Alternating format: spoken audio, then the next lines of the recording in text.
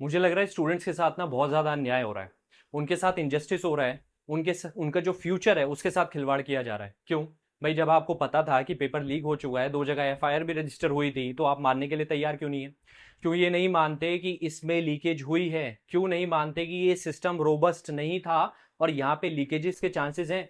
और अगर पिछले 10 साल में भी देखोगे या उससे पहले भी देखोगे, सिर्फ ये एनडीए गवर्नमेंट की बात नहीं कर रहा मैं, यूपीए गवर्नमेंट की बात भी देख लोगे, तो पेपर तो लीक होते हुए आए हैं और इन 10 सालों में भी लीक हुए हैं। तो ऐसा कहना कि नहीं हमारा सिस्टम रोबस्ट है और हम मानने के लिए तैयार नहीं है कि पेपर लीक हुआ है, और फिर आप रिकंडक्ट कराते हो एग्जाम को और सिर्फ थोड़े से जो स्टूडेंट्स हैं, सिलेक्टेड स्टूडेंट्स हैं, उनको बुलाते हो। अब उसमें भी अटेंडेंस कम होती है, क्योंकि जो अगर मैं ओवरऑल नीट का एग्जाम देखूँ, ये 24 लाख लोगों ने भरा था। उसमें से अगर मैं पूरी अटेंडेंस की बात करूँ ना, तो बहुत ज़्यादा कम है वो। तो यानी सबने दिया नहीं। एक ट्रस्ट डेफिसिट बन चुका है यहाँ पे। ट्रस्ट जो हमारे स्टूडेंट्स हैं वो खो रहे हैं। क्यों खो रहे हैं? क्योंकि पेपर लीक हो रहा है। और ऐसे केसेस आए थे जहां पे डमी स्टूडेंट्स है, यानी डॉक्टर्स जो थे वो एग्जाम दे रहे थे। तो इसे मानने के लिए कोई तैयार नहीं होता। क्यों? मतलब आप अपनी गलती पे पर्दा डालने की कोशिश कर रहे हो, आप मानने को तैयार नहीं है। ये लोग डिनायल मोड में चले गए हैं कि हाँ जी हमसे कोई गलती नहीं हुई है। क्यों? ये बच्चों के फ्यूचर के साथ खेला जा रहा है। देखो, ये कहानी स्टार्ट होती है 5 मई से। 5 मई 2024 को नीट का एग्जाम कंडक्ट कराया जाता है। जिन लोगों को नहीं पता, ये जो नीट का एग्जाम होता है ये मेडिकल के लिए होता है, यानी अगर आपको डॉक्टर बनना है तो उसके लिए नीट देना पड़ता है। पहले डिफरेंट डिफरेंट रीजनल एग्जाम्स होते थे, जैसे AIPMT का भी होता था, बट अब इसे सेंट्रलाइज कर दिया था नीट। बट इसके बाद 4 जून को रिजल्ट आता है और खेल वहां से स्टार्ट होता है। जितना भी ये अब चल रही है ना कंट्रोवर्सी, ये 4 जून के बाद से होती है। 4 जून को रिजल्ट तो आया था इलेक्शन का, और साथ ही साथ नीट का भी रिजल्ट आ गया था, जो कि आना तो लेट था बट पहले ही उन्होंने डिक्लेयर कर दिया था। और तब से ये बवाल चल रहा है। अब इतना टाइम हो चुका है इस पे, बट इस पे कोई रोबस्ट मैकेनिज्म को प्रिपेयर करने के लिए कोई भी स्टेप्स नहीं लिए गए। क्यों? क्या स्टूडेंट्स के साथ खिलवाड़ किया जा रहा है? क्या उनके फ्यूचर की कोई चिंता नहीं है? क्या जो उनका फ्यूचर है वो देश का फ्यूचर नहीं है? क्या स्टूडेंट्स और कंट्री अलग अलग हैं? भाई ये एसेट्स हैं, ये डिविडेंड ही तो है। और यही डॉक्टर अगर सफल डॉक्टर नहीं बन पाएंगे जस्ट बिकॉज ऑफ यू, तो क्या होगा? आखिर स्टूडेंट्स फिर प्रोटेस्ट कर क्यों रहे? देखो, इन्फ्लेटेड मार्क्स के लिए पहले सिर्फ 2 या 3 ऐसे स्टूडेंट्स थे जो 720 आउट ऑफ 720 लेकर के आ पाते थे। अब वो ऑल ऑफ अ सडन 67 पे पहुंच गया, तो ये तो मजाक नहीं है, ये तो शॉकिंग है ना। क्यों? क्योंकि अगर पहले वो 2 या 3 स्टूडेंट्स कर पाते थे टॉप, अब वो सीधा 67 स्टूडेंट्स, और तो और वो सिर्फ एक ही सेंटर के। तो इसमें कुछ झोल तो है। ये तो कोई ब्लाइंड पर्सन भी बता देगा कि हाँ भाई इसमें कोई झोल है, ये सुन करके कि ये इसमें कोई परेशानी है, इसमें कोई झोल है। बट जो गवर्नमेंट है वो मानने के लिए तैयार नहीं है। वो कहते हैं कि नहीं, उन्होंने इन्फ्लेटेड मार्क्स इसलिए दिए क्योंकि टाइम को कॉम्पनसेट करना था, क्योंकि वहां पे गलत सेट दे दिया गया था। इसके चलते उन्होंने टाइम जो था उनका बर्बाद हो गया, इसलिए उन्हें एक्स्ट्रा टाइम देना पड़ा। अब उस एक्स्ट्रा टाइम को कॉम्पनसेट करने के लिए, जो टाइम की कमी हो गई थी एक्चुअली में, उसको कॉम्पनसेट करने के लिए उन्होंने ग्रेस मार्क्स दिए। अब इस ग्रेस मार्क्स किस बेसिस पे दिए? एनटीए ने तो ये कह दिया था कि 2018 के सुप्रीम कोर्ट का जो फॉर्मूला था उस बेसिस पे दिए, बट एक्चुअली में वो पब्लिक डोमेन में आया नहीं। वो क्या है ये किसी को भी नहीं पता। तो इसलिए स्टूडेंट्स प्रोटेस्ट कर रहे हैं कि ग्रेस मार्क्स आप कैसे दे सकते हो, और अगर ऐसा है तो फिर कट ऑफ कैसे डिसाइड की जाएगी? अगर 720 नंबर किसी के आ रहे हैं, तो आप बताओ ना किसे एडमिशन मिलेगा फिर? यानी जो पहले टॉप कर लेता था, आज तो वो 20वीं 30वीं रैंक पे चला गया। 67 स्टूडेंट्स अगर टॉप कर रहे हैं तो किसे एम्स में एडमिशन मिलेगा? कहाँ जाएंगे बच्चे? अब जरा ना इसे मैं आपको टाइमलाइन से समझा देता हूँ कि इस केस में क्या क्या डेवलपमेंट हुए हैं, कहाँ से कहानी स्टार्ट हुई और अभी तक क्या डेवलपमेंट हो चुके हैं। पहले इसे समझते हैं। देखो, जैसे आपको पता है कि 4 जून को हमारा रिजल्ट आता है नीट का। अब उसमें ऐसे बहुत सारे स्टूडेंट्स थे जिन्होंने ये रिपोर्ट किया, करीबन ये 1563 स्टूडेंट्स थे जिन्होंने ये कहा कि हमारा टाइम खराब हुआ था क्योंकि वो गलत सेट दे दिया था। अब ऐसे कौन कौन सी स्टेट से थे? जैसे मेघालय, हरियाणा, छत्तीसगढ़, सूरत, चंडीगढ़, इन सब ने कंप्लेन करी थी कि हमारे एग्जाम के टाइम पे काफ़ी ज़्यादा जो टाइम था वो ख़राब किया गया। और जो कुछ सेक्शन ऑफ स्टूडेंट्स और पेरेंट्स हैं उन्होंने ये भी दावा किया कि ये पेपर लीक हुआ है कहीं कहीं जगह पे। तो ये क्वेश्चन करता है सीधा इसकी इंटेग्रिटी पे। अब ऐसा होता है कि काफ़ी लोगों ने ना रिट पिटिशन फाइल कर देते हैं वो high court of Punjab and Haryana, Delhi और छत्तीसगढ़ में, कि उनका जो टाइम लॉस हुआ है, एक तो वो प्रॉब्लम है, दूसरी चीज़ कि ये पेपर लीक भी हुआ है कहीं कहीं जगह पे। अब एनटीए क्या करती है कि इसके केयरफुल एग्जामिनेशन करने के बाद वो कहती है कि जो 1563 स्टूडेंट्स हैं, जो कैंडिडेट्स हैं जिनका टाइम खराब हुआ है, हम उन्हें कॉम्पनसेट करेंगे ग्रेस मार्क्स दे करके। अब ग्रेस मार्क्स का क्या मैकेनिज्म है उन्होंने नहीं बताया, बट उसके बाद ये पता चलता है कि वो कहते हैं कि सुप्रीम कोर्ट के एक 2018 के जो फॉर्मूला है कॉम्पनसेट करने का, ग्रेस मार्क्स देने का, उसके हिसाब से एनटीए ने किया है। और साथ में एनटीए ये भी कहती है कि सीसीटीवी और जो सिक्योरिटी होती है वो कॉम्प्रोमाइज नहीं की गई इन सेंटर्स पे। बट ऐसा वाकई में है क्या? अब देखो होता क्या है कि जो मिनिस्ट्री ऑफ एजुकेशन है ना, वो एक हाई लेवल कमेटी बनाती है। वो ये कहती है कि जो 1500 कैंडिडेट्स को ग्रेस मार्क्स दिए है ना, उसको रिव्यू करेगी ये कमेटी। और ये कमेटी बनाई किसके अंडर थी? Director general of NTA Subodh Kumar Singh. ठीक है, और एक हफ्ते में इसे रिपोर्ट देनी है। बट 9 जून को क्या होता है कि इसमें बहुत ज़्यादा पॉलिटिकल कंट्रोवर्सी स्टार्ट हो जाती है, पॉलिटिकल टर्न ले लेती है एक तरीके से। राहुल गांधी कहते हैं कि पार्लियामेंट में जो स्टूडेंट्स की आवाज़ है वो पहुंच नहीं रही। अब फिर ब्लेम, एक दूसरे को ब्लेम गेम चलता रहता है। तो काफ़ी ज़्यादा गर्मा गर्मी होने के बाद क्या हो, 10 जून को क्या होता है, जो एनटीए ने नीट में ग्रेस मार्क्स दिए थे ना, उन्हें चैलेंज करते हैं कुछ स्टूडेंट्स आंध्र प्रदेश के, और इसी की वजह से वो रिट पिटीशन फाइल कर देते हैं सुप्रीम कोर्ट में। और एक पिटीशन और भी फाइल होती है सुप्रीम कोर्ट में। वो कहते हैं कि जो यूजी का रिजल्ट निकाला है ना अभी आपने, अंडर ग्रेजुएट 2024 नीट का जो रिजल्ट आया 4 जून को, उसे भी रिकॉल करो, यानी वो वैलिड नहीं है। अब रिजल्ट दोबारा से आएगा या फिर दोबारा एग्जाम कंडक्ट कराया जाएगा।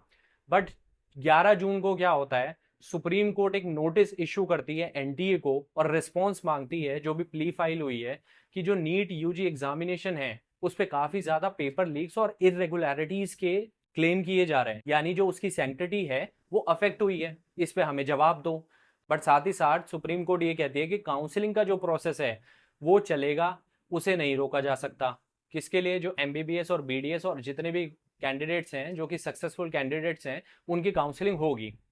बट 13 जून को क्या होता है कि नीट यूजी है वो रीटेस्ट करवाने के लिए बोलती है, जो 1563 स्टूडेंट्स है ना, उनके लिए बोलती है कि एक हाई पावर्ड कमेटी की रिकमेंडेशन के हिसाब से हम नीट यूजी को हम दोबारा कंडक्ट कराया जाएगा, जिनका टाइम लॉस हो गया था। अब 13 ही जून को क्या होता है, जो हमारे एजुकेशन मिनिस्टर हैं धर्मेंद्र प्रधान, वो जितने भी एलिगेशंस लग रहे होते हैं ना नीट के ऊपर कि भाई पेपर लीक हो गया, तो उन्हें सबको बेसलेस बता देते हैं वो, कि ऐसा कोई भी प्रूफ नहीं है कि पेपर लीक हुआ, हमें ऐसा कोई भी प्रूफ अभी तक नहीं मिला।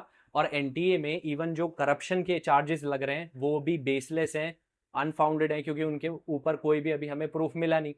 तो वो ये कहते हैं कि ये अकाउंटेबिलिटी जो है, कहीं कहीं पे जो लैप्सेस हैं उन्हें भी फिक्स कर दिया जाएगा। बट पेपर लीक के बेसलेस क्लेम्स बताए जा रहे हैं, जो एलिगेशंस लगाए जा रहे हैं वो बेसलेस हैं। अब 19 जून को क्या होता है कि यूजीसी नेट का जो एग्जाम होता है उसे मिनिस्ट्री ऑफ एजुकेशन एक नोटिस ऑर्डर निकालती है और उसे कैंसिल कर देती है।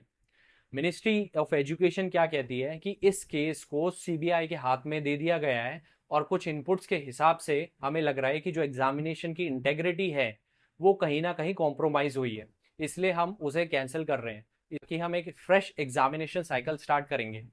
और 20 जून को क्या होता है कि यूजीसी नेट का जो क्वेश्चन पेपर है वो डार्क नेट पे अवेलेबल होता है। तो हमारे जो धर्मेंद्र प्रधान है वो ही इस बात को रिवील करते हैं कि यूजीसी नेट का एग्जाम लीक हो गया था, इसलिए हमें इसे कैंसिल करना पड़ा। और ये डार्क नेट पे जो ओरिजिनल पेपर था, वो पूरा जो डार्क नेट पे मिला था हमें, वो एकदम एग्जैक्ट कॉपी था, वो सेम था। जून को ये भी पता चलता है कि कुछ स्टूडेंट्स हैं वो अपना कन्फेशन देते हैं। वो ये मान लेते हैं कि जैसे मैं अगर बिहार की बात करूं, समस्तीपुर, उसमें एक स्टूडेंट, ये कैंडिडेट ये मान लेता है कि उसको क्वेश्चन पेपर दे दिया गया था उसके अंकल के द्वारा, यानी उसके अंकल ने उसे पहले ही दे दिया था, एक दिन पहले। और साथ ही साथ एक और स्टूडेंट है जिसका नाम अनुराग यादव है, वो भी कहता है कि उसे नीट का एग्जाम जो पहले ही मिल गया था और उसको आंसर्स रटवाए गए थे, यानी 5 मई से पहले ही मिल गया था। तो ये जो अंकल हैं उसको बिहार पुलिस ने अरेस्ट कर लिया था। अब 21 जून को क्या होता है, धर्मेंद्र प्रधान एजुकेशन मिनिस्टर जो हैं वो ये कहते हैं कि हम एनटीए को, यानी नेशनल टेस्टिंग एजेंसी को, और ज़्यादा रोबस्ट बनाएंगे, और जो भी पेपर लीक के मामले सामने आ रहे हैं उनके अगेंस्ट हम कड़ी से कड़ी कार्रवाई करेंगे। और जितनी भी इरेगुलरिटीज़ हुई हैं उनको ध्यान रखते हुए हम इस मैकेनिज्म को बहुत ज़्यादा रोबस्ट बनाने की कोशिश करेंगे। इसी वजह से 21 जून को एक एक्ट लेकर के आते हैं, enforcement of the public examination prevention of unfair means act 2024। इसके चलते जो एग्जाम लीक हो रहे हैं ना, उन पे कड़ी से कड़ी कार्रवाई करी जाएगी, और कम से कम 10 साल की सज़ा और 1 करोड़ तक का फाइन भी लगाया जा सकता है। तो अब आप इजीली पेपर लीक नहीं कर पाओगे। बट ऐसे तो पता नहीं कितने लॉ आ चुके हैं, और ऐसे ही लॉ आते रहेंगे, बट उन पे रेगुलेशंस होता नहीं है, मॉनिटरिंग तो है नहीं हमारे इंडिया में, पेपर लीक होते रहेंगे। तो क्या मैकेनिज्म है हमारे पास अभी तक? आई डोंट थिंक कि हमारे पास अभी कोई मैकेनिज्म है। बट हाँ, अगर मैं जेई एडवांस की बात करूँ, वहाँ पे सारे आईआईटी ग्रुप्स हैं, तो आईआईटी कंडक्ट करती है, तो वहाँ पे पेपर लीक नहीं होता। वहाँ पे जो पूरा जिम्मा है वो रेप्यूटेड इंस्टीट्यूशंस के पास है। बट एनटीए अपनी इंटेग्रिटी खोती जा रही है, जो ट्रस्ट है, जो ट्रस्ट डेफिसिट है वो बढ़ता जा रहा है। अब 21 जून को क्या होता है, जो जॉइंट CSIR यूजीसी नेट होता है ना, उसे भी पोस्टपोन कर देती है एनटीए। वो ये अनाउंस करती है कि joint council of scientific and industrial research यानी CSIR and university grants commission national eligibility test यानी नेट एग्जामिनेशन, जो कि 25 जून और 27 जो कि 25 जून से 27 जून 2024 को होना था, वो अब पोस्टपोन हो चुका है। इस पोस्टपोन करने के रीजंस नहीं दिए, उन्होंने सिर्फ ये कहा कि अनअवॉइडेबल सर्कमस्टांसेस हैं और कुछ लॉजिस्टिकल इश्यूज हैं जिसके वजह से हमें इसे पोस्टपोन करना पड़ा। अब 22 जून को क्या होता है कि सेंटर क्या करती है, 7 मेंबर की एक एक्सपर्ट कमेटी बनाती है। एक्सपर्ट कमेटी के जो हेड होते हैं वो फॉर्मर चीफ होते हैं इसरो के, ताकि ट्रांसपेरेंसी, स्मूथनेस और फेयर कंडक्शन ऑफ एग्जामिनेशन हो पाए। एनटीए ही कंडक्ट करेगी, बट एक प्रॉपर मैकेनिज्म में, एक रोबस्ट मैकेनिज्म में और लीक प्रूफ मैकेनिज्म में। कमेटी ये ध्यान रखेगी कि जो एग्जामिनेशन का मैकेनिज्म है, जो पूरा प्रोसेस है, वो कैसे इंप्रूव किया जा सकता है, उसे कैसे लीक प्रूफ बनाया जा सकता है, और जो डेटा सिक्योरिटी के प्रोटोकॉल्स हैं उनमें कैसे इंप्रूवमेंट आएगा, और जो स्ट्रक्चर और फंक्शनिंग है इवन एनटीए की, उस पर भी ध्यान दिया जाएगा, और अगर उसमें ज़रूरत पड़ी तो उसमें भी रिफॉर्म्स लेकर के आएंगे। अब ये जो इसरो के चेयरमैन है, इनका नाम है डॉक्टर के राधाकृष्णन। तो ये कमेटी अपनी रिपोर्ट सबमिट करेगी करीबन 2 महीने में ओवरऑल रिफॉर्म्स के लिए, यानी जो एग्जामिनेशन है, एनटीए जो एग्जाम कंडक्ट करती है, उसे कैसे एकदम लीक प्रूफ बनाया जाए, उसके लिए हमें 2 महीने और इंतजार करना पड़ेगा। अब होता क्या है कि 22 जून को नीट पीजी का एग्जाम भी ना पोस्टपोन कर देते हैं। वो कहते हैं कि प्रिकॉशनरी मेजर्स की वजह से हमें इसे पोस्टपोन करना पड़ रहा है। ये 23 जून को होने वाला था एग्जाम नीट पीजी का। अब ये पोस्ट ग्रेजुएट मेडिकल कोर्सेज के लिए होता है। तो ministry of health and family welfare जो है वो अनाउंस करती है कि जो नीट पीजी का एग्जाम है वो डिफर्ड हो गया है, यानी उसे पोस्टपोन कर दिया गया है due to some precautionary measure की वजह से। ये कंट्रोवर्सी थम नहीं रही थी, तो इस पे क्या करते हैं, 22 जून को सेंटर क्या करती है, जो एनटीए का डायरेक्टर जनरल है ना हमारे सुबोध कुमार सिंह जी, उन्हें रिप्लेस कर देती है। किससे? 1985 बैच है एक आईएएस ऑफिसर प्रदीप सिंह खरोला, जो कि अब एनटीए के न्यू चीफ रहेंगे। ये तो एक गवर्नमेंट ने मेजर ले लिया, क्योंकि ये तो हर कोई करता है कि जो डायरेक्टर जनरल है उन्हें रिप्लेस कर देते हैं। आपको पूरे ओवरऑल फंक्शनिंग को देखना पड़ेगा। 23 जून को और क्या होता है कि 750 कैंडिडेट्स जो होते हैं, मैंने बताया था ना कि 1563 कैंडिडेट्स के लिए एग्जाम को रिकंडक्ट कराया गया था 23 जून को। उसमें से 750 कैंडिडेट्स ऐसे थे जिन्होंने एग्जाम ही स्किप कर दिया। कुल 813 कैंडिडेट्स एग्जाम देने के लिए आए, मात्र 52% लोगों ने रीटेस्ट को दिया जून 23 को। बट एजुकेशन मिनिस्ट्री और एनटीए ये मानने के लिए तैयार नहीं थे। वो कह रहे थे कि भाई एग्जाम तो लीक हुआ नहीं है, इरेगुलरिटीज हुई हैं, कहीं कहीं पे लैप्सेस देखे गए हैं, बट पेपर लीक नहीं हुआ। तो ये केस तो अब सीबीआई को चले जाता है, क्योंकि बहुत ज़्यादा कंट्रोवर्सी बढ़ती जा रही थी और उनके गवर्नमेंट के ऊपर प्रेशर भी था। तो ये केस जो जाता है वो सीबीआई के पास जाता है। अब सीबीआई 23 जून को पहली एफआईआर दर्ज कराती है, और उसके बाद पटना में अरेस्ट भी करती है कुछ जो ऐसे कैंडिडेट्स थे जिन्होंने पेपर लीक करवाया था। और तो और इसमें ही प्रेसिडेंट मुर्मू अपनी जो चुप्पी है उसे तोड़ती हैं और बोलती हैं कि ये जो पूरा मामला है इसे देख के बहुत दुख होता है, और जो भी ये कल्प्रिट्स हैं इनके अगेंस्ट सख्त से सख्त एक्शन लिया जाना चाहिए। तो ये थी पूरी कहानी जो कि नीट से रिलेटेड थी। मैंने आपको पूरे केस हिस्ट्री बता दी और क्या क्या डेवलपमेंट हुए वो भी बता दिया। अब जो स्टूडेंट्स हैं वो तो सुप्रीम कोर्ट से आस लगाए बैठे हैं कि जो जुलाई 8 को अपना डिसीजन देगी। तो सुप्रीम कोर्ट तो 8 जुलाई को डिसीजन देने वाली है, अब देखते हैं उसमें क्या होगा। बट मेरे हिसाब से स्टूडेंट के साथ ये बहुत ज़्यादा अन्याय हो रहा है, क्योंकि नीट कोई छोटा मोटा एग्ज़ाम तो है नहीं, मेडिकल के लिए प्रेस्टिजियस एग्ज़ाम है।